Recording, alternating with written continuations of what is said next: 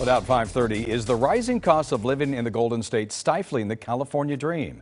Welcome back to CBS 2 News at 5. I'm Jeff Vaughn. And I'm Pat Harvey. A new CBS News poll finds some Californians don't believe they are living the dream, and they don't believe they ever will. Overall, 30% of Californians now believe they probably won't achieve the California dream. But views on the imaginary measure of success vary by age and income. Californians over the age of 65 are now more likely than other age groups to feel that they have attained the American dream, even though fewer than half of them say they have not. While most Californians earning under $50,000 a year think things in the state are going badly.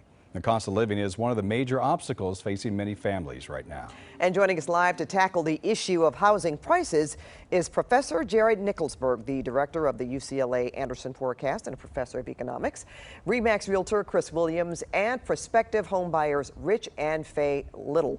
Welcome all. But Professor, let's start with you. A growing number of Californians are calling the cost of living unmanageable. So with your forecast, how much higher are prices expected to go? I think the thing that we have to understand about this surge in home prices today is that it's really the result of several factors. One is lower interest rates.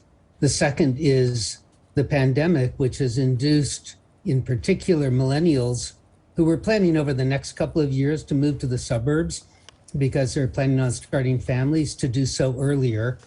And the third is that we have an influx of corporate or business buyers who are buying to rent because the demand for housing in California is so high. So all three of those have caused a temporary surge in home prices, but we don't expect that appreciation rate to continue as we go forward through the balance of this year and into the coming years. Well, that leads right into real estate. So Chris, let's talk about that. What's the current real estate market for sellers and for buyers now? Thank you for having me. I see that right now it's a little bit more fun to be a seller than it is to be a buyer. With that being said, I think the market is going through slight changes.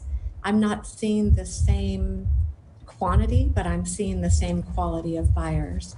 The buyers that have lost out on other offers, they're really, really motivated to make their next offer stick and get accepted. Okay, Chris, well, let's hear from those people that you're talking about, Rich and Fay. We hear you sold your home in April and you're still on the hunt for a new home. So what has that been like? Well, selling the home was really great. Chris represented us, and we had numerous offers all over the listing price and substantially sold over the listing price. So we were joyful about that, but now the shoe's on the other foot, and we're in the position of having to compete against a lot of other people, and we're finding that a lot of homes are gone within days or minutes, or you don't even see that they're listed, that they just kind of disappear real quick. Well, you know, Professor, let's talk about if people aren't able to buy, then they are forced to rent. So what is that doing about rent prices? Well, now we're seeing rents going up. If you recall, early in the pandemic, we saw rents softening, and in some places, rents actually going down. They're now going back up, and we do expect that to continue, particularly when it comes to single-family homes as we move forward through this year. Well, Chris, what do your clients think about these sky-high prices? Again, when you're on the selling side, it's a thrill to receive many offers and over list price. But what you have to remember is that if you sell high, you're going to buy high. And so you really have to keep it in perspective that unless you're moving completely out of the area or you're the children selling your parents' estate, you're going to use those same dollars to rebuy in the current climate. So Rich and Fay, it seems like you got to get a little creative with your bids. What are you doing to kind of stand out from everybody else? Well, since we sold our home 41 years, we had no mortgage, so we're coming in with all cash offers. So we think that's an advantage. And then we're selling ourselves at the area we want to move into is to be around our 3 children and our 9 grandchildren. So we think that will generate some interest and stand out from some of the other buyers.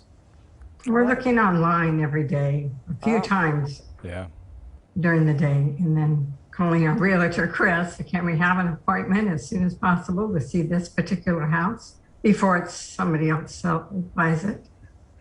Okay, so I think what we've surmised is it's a seller's market right now. But Chris and Fay, we wish you all the luck in finding your new home. And we want to thank all of you for joining us this afternoon. And for more results from the CBS News California Dream Poll, just head to our website, cbsla.com.